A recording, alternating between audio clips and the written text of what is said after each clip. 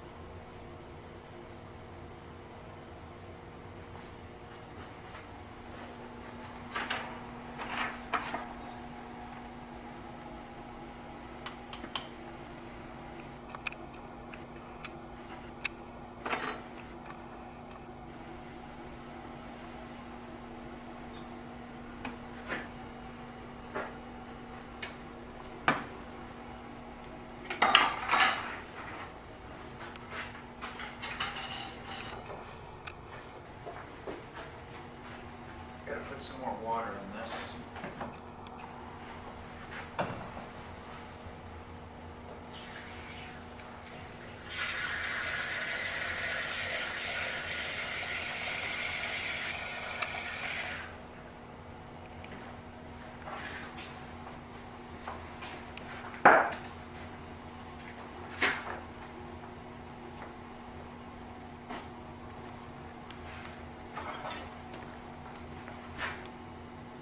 Stays liquid for a while.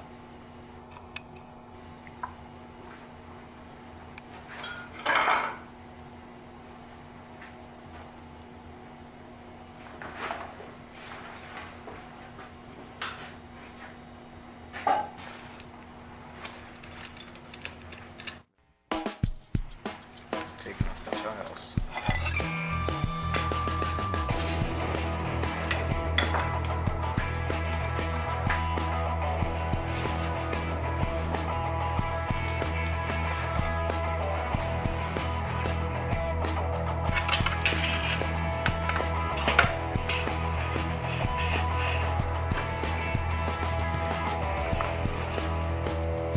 Dust the sand off.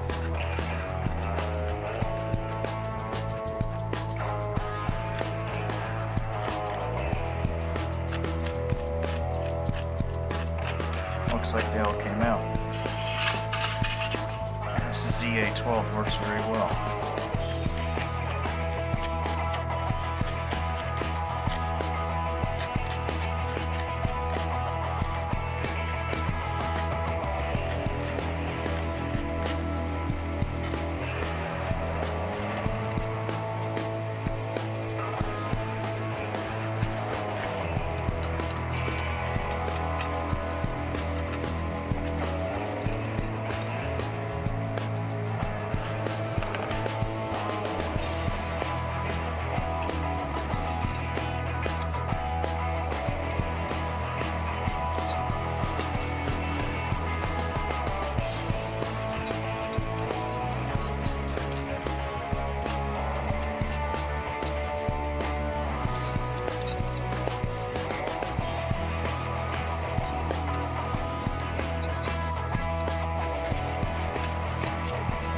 Scrape up as much of the sand as I can because this stuff is not cheap.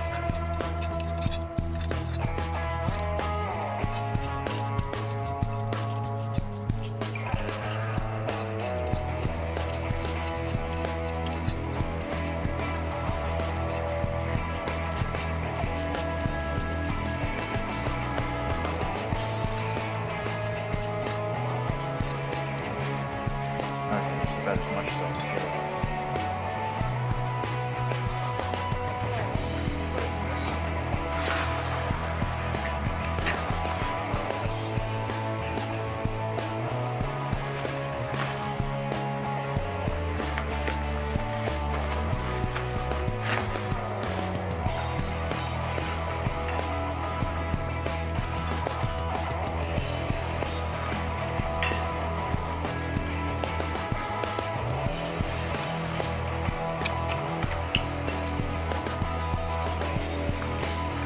don't know how well this is going to show up on video without all the water, but I'll show all the coins cleaned up at the end as usual.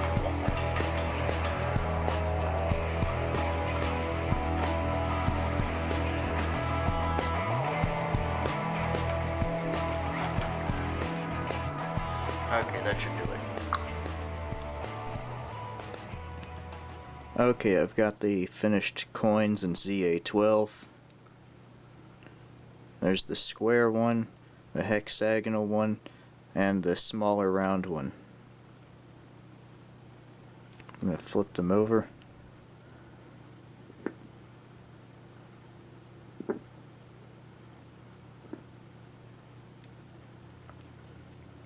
There's the back sides. The details come out quite well in ZA12. Aluminum tends to soften up the details just because the low weight of the aluminum, the low density of it. There's not as much pressure to force it in all those tiny cracks, all the little tiny details. But with the ZA12, has it's in the same ballpark as aluminum, a couple hundred lower, 800 versus about 1200 Fahrenheit. But with a density closer to that of zinc, around 6.5 or 7, it has more weight from all the metal above it in the sprue to force it down in the details, so you don't get the soft, rounded look of the details like on some aluminum casts.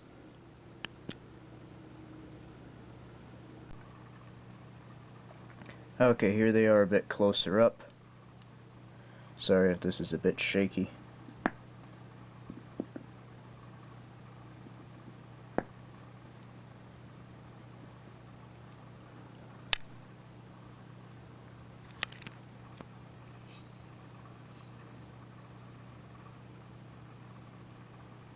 You see, they came out quite nice. There's some black coloring on the coins. That's just from how they cast. Sometimes you get that weird coloration on aluminum. It'll brush off with a steel wire brush.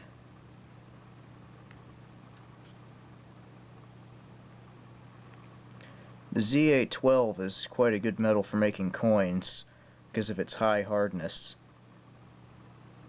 ZA12, I think on Brinell hardness scale is about 105, and mild steel is about 120, so it's pretty close to steel. Most brasses and aluminum alloys are around 30 to 60.